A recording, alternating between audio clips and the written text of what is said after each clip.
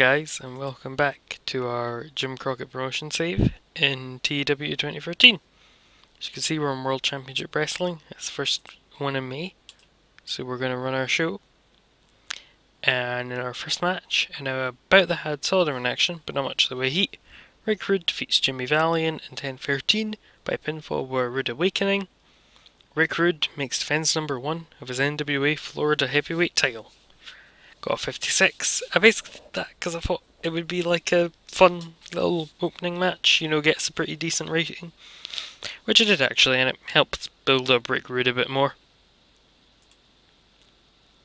In our second match, a bit had soldering action, but not much in the way of heat.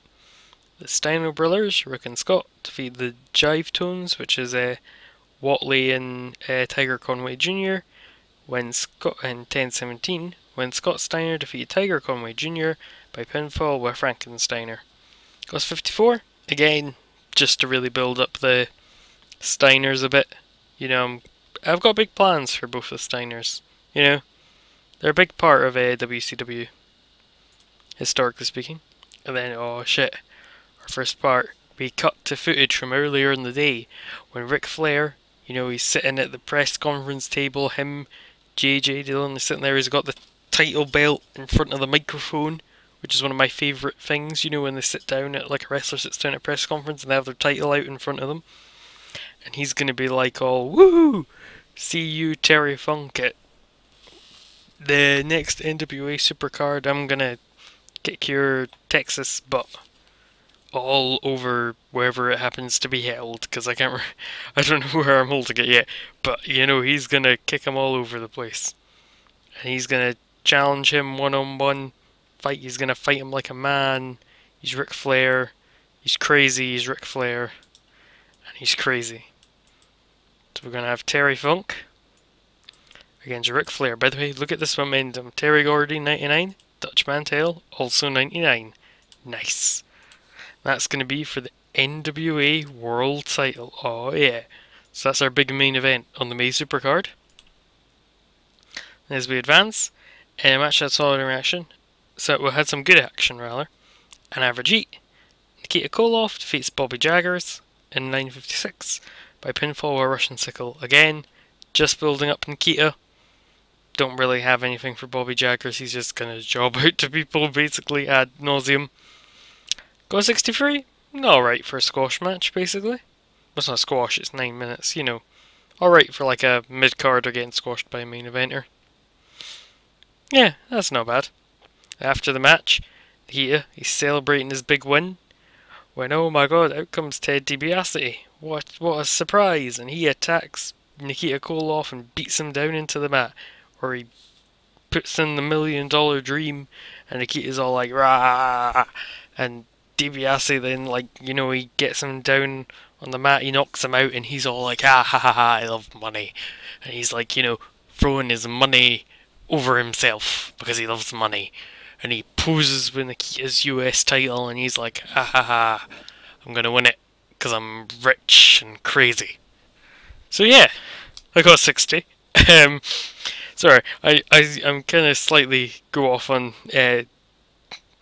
side trains of thoughts when I start describing angles. In a match that had some good action and average heat, Dusty Rhodes defeated Big Bubba in 15:47 by pinfall with bionic elbow. Got a 69. Alright, that's actually a little low for a Dusty Rhodes match, probably because Bubba was a bit tired from the end and there wasn't enough selling shown. But again, this continues our Dawn of Midnight storyline, and these two were actually rivals for a wee bit. I think they feuded in the whole Bunkhouse Stampede thing. And then there was the cage one. It was like a cage Royal Rumble. Like, that's a real thing that happened, and you had to like throw them out the door or over the top of the cage. It's crazy. I think that's actually on the network. Actually, I think that's at Starrcade one year. I'm not sure. Oh no, it's actually at the Bunkhouse Stampede, but I can't remember if that's on the network or not. I need to look into that. Maybe I might watch that. The Von Erichs are backstage. Whoever's set up this promo thing hasn't done a good job. The Von Erichs had an interview hyping his upcoming handicap match. Let's just change that.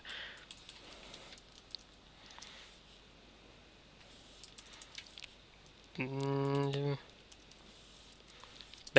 we go. The Erichs had an interview backstage. They're hyping their upcoming tag match against the Tennessee Rebellion, which is Mantel and Gordy.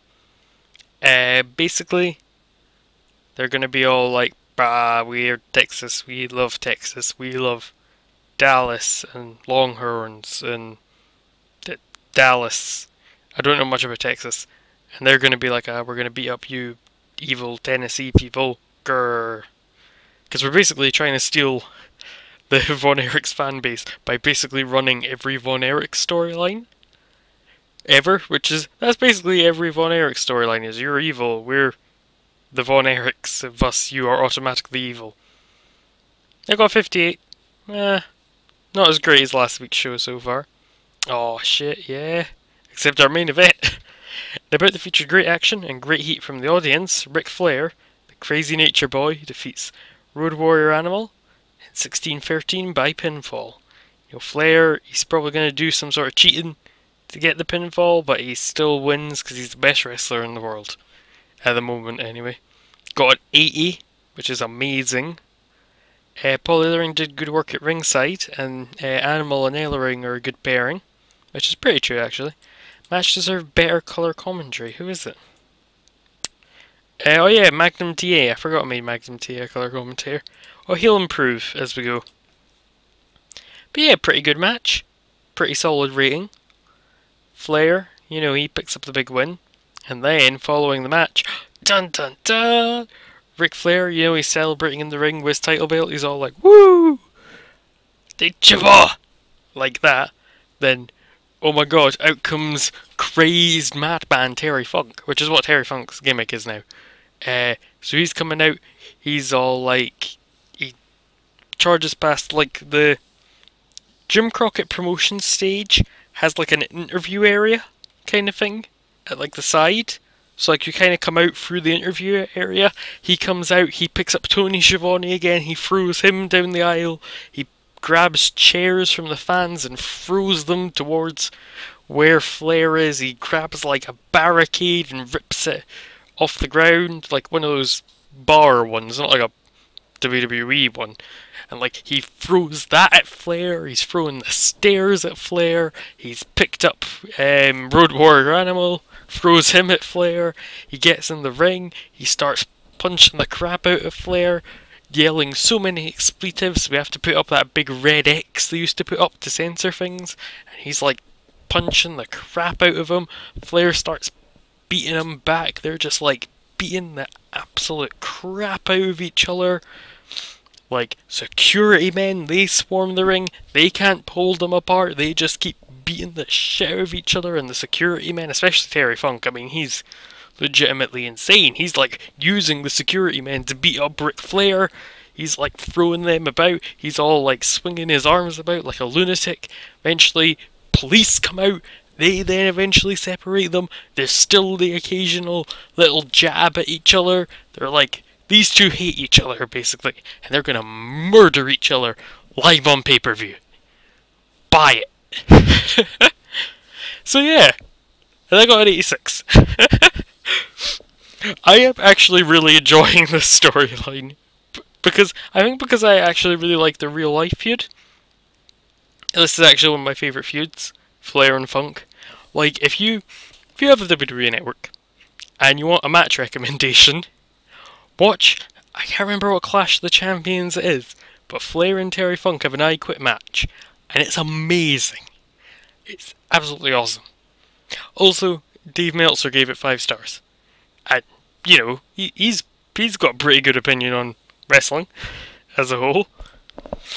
See what our show got. Got us a 77. Nice.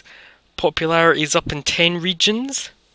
The lowest rated segment was, it was only 54, so that's not really that low for like a mid-card segment with like 2 mid-card jobbers basically. And then the highest was Flair and Funk at the end of the show. That's good. Our top feuds bringing in the highest ratings on every show. That's quite satisfying. So next week, let me double check something. Oh yeah, like it's week 3 of May is the Supercard. I was just checking when that was, so it wasn't the Go Home show next week. We've got like one more week and then the Go Home show. So yeah, I'm still really enjoying this series, particularly the Flair Terry Funk feud. Oh my god, I love the Flair Terry Funk feud. It's amazing.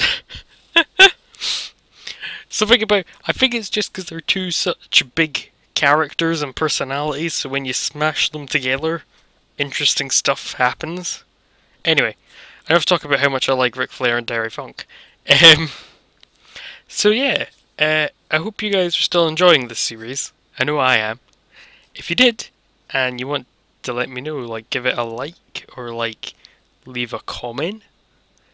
If you want to see all my other stuff I do, because I'm going to start doing more non-TEW stuff as well. Not like to the detriment of TEW stuff. I'm still going to be doing that. I kind of fancy trying out more games. Like I have one of the things I did a Let's Look At on. I kind of want to do as a full series, kind of. If you haven't seen Let's Look At, I do like one-off videos on games. I've done quite a lot of games on it. I think now I'll be at 12, which is a lot. Anyway, if you enjoy this and you want to see all the other stuff I do, because I do a lot of stuff, hit the subscribe button. If you want to watch this whole series, and let me tell you, there are a lot of parts now. There are so many parts, I don't even know what number I'm on. I have no idea. I'll need to look up what I need to call this file when I save it. Then check out the description for a link to the playlist of them all, so you can watch them all in order and be like, ooh, that's why he likes Terry Funk so much. The answer is because Terry Funk is cool. And I'll see you in the next one.